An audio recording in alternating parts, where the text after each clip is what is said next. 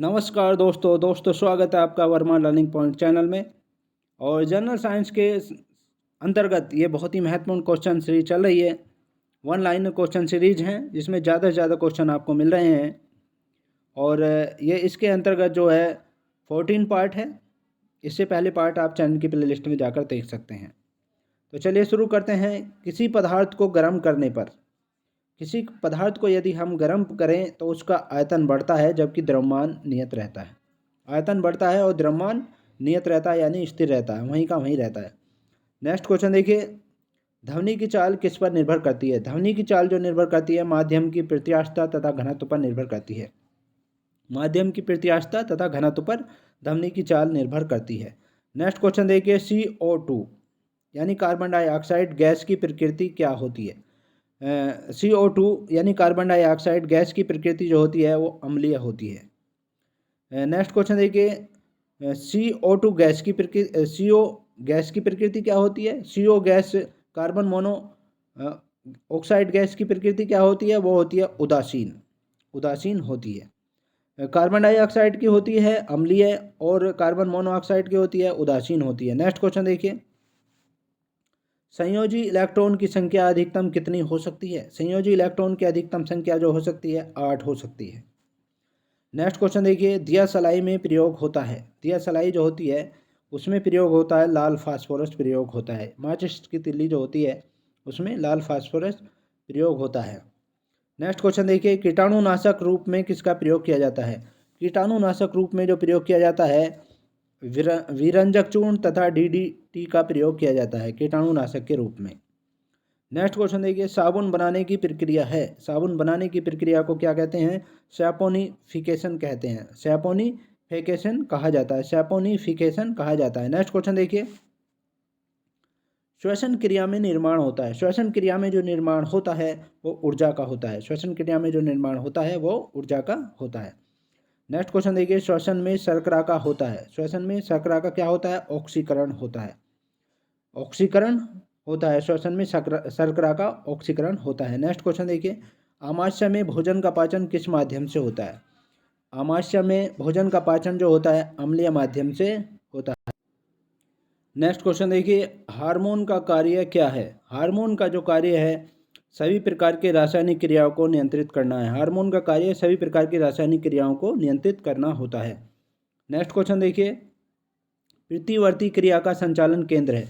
प्रतिवर्ती क्रिया का संचालन केंद्र जो है मेरुदंड होती है। मेरुदंड रीढ़ की हड्डी होती है। नेक्स्ट क्वेश्चन देखिए, ऑटोमोबाइल के हाइड्रोलिक ब्रेक कार्य करता है। ऑटोमोबाइल के हाइड्रोलिक ब्रेक कार्य जो करते हैं पास्कल के नियम पर कार्य करते हैं। पास्कल के नियम पर कार्य करते हैं। नेक्स्ट क्वेश्चन देखिए, सोने को घोला जा सकता है।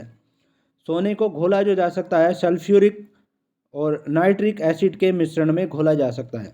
सल्फ्यूरिक तथा नाइट्रिक एसिड के मिश्रण में घोला जा सकता है सोने को।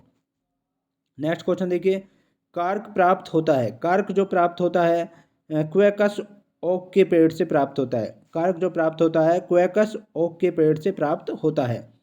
नेक्स्ट क्वेश्चन देखिए, कुनैन प्राप्त होता है। कुनैन जो प्राप्त होता है सिनकोना की छाल से होता है। कुनैन सिनकोना की छाल से प्राप्त होता है। मॉर्फिन तथा हेरोइन का मुख्य स्रोत है। मॉर्फिन तथा हेरोइन का जो मुख्य स्रोत है वो अफीम है। मॉर्फिन और हेरोइन का मुख्य स्रोत अफीम है। नेक्स्ट क्वेश्चन देखिए, तारपीन का तेल प्राप्त होता है। तारपीन का तेल जो प्राप्त होता है चीड़ के पेड़ से प्राप्त होता है। चीड़ के पेड़ से प्राप्त होता है। नेक्स्ट क्वेश्चन देखिए, चाय में उत्तेजित पदार्थ होता है। चाय में उत्तेजित पदार्थ जो होता है वो थीन होता है।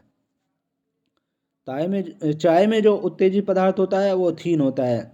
और कॉफ़ी में जो उत्तेजित पदार्थ होता है वो कोफीन होता है। नेक्स्ट क्वेश्चन देखिए, हाँ ये मैं अभी जिक्र कर रहा था आपका, कॉफीन में उत्तेजित पदार्थ होता है, तो कॉफीन में जो उत्तेजित पदार्थ होता है वो कैफीन होता है। नेक्स्ट क्वेश्चन देखिए, दूध में उपस्थित प्रोटीन है। दूध में उपस्थित प्रोटीन जो है केसीन होता है, केसीन।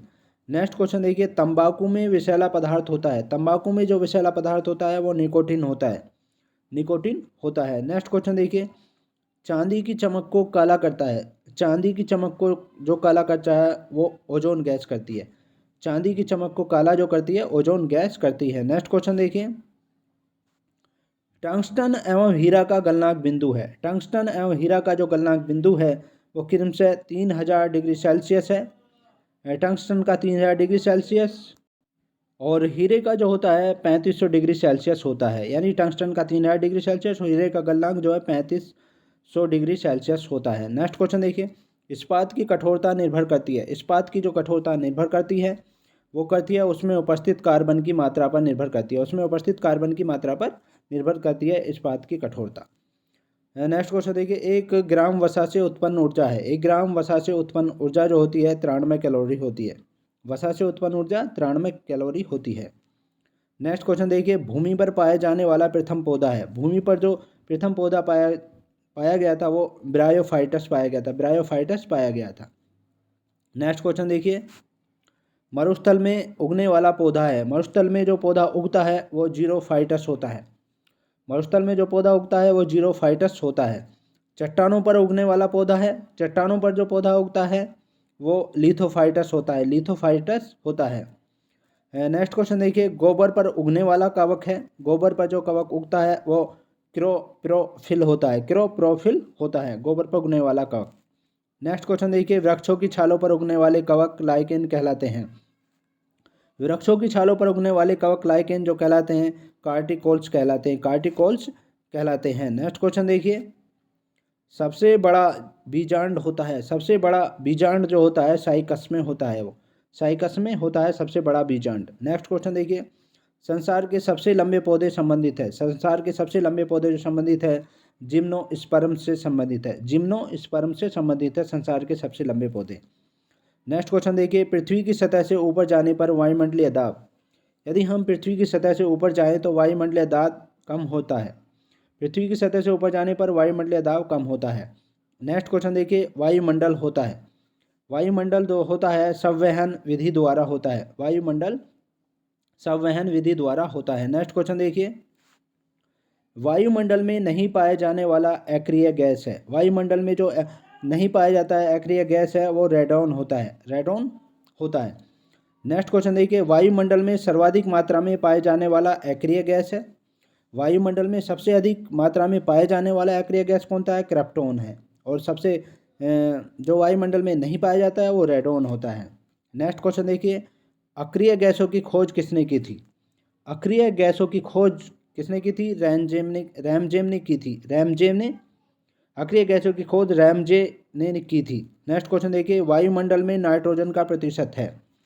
वायुमंडल में नाइट्रोजन का जो प्रतिशत होता है वो 78% होता है। वायुमंडल में नाइट्रोजन का प्रतिशत।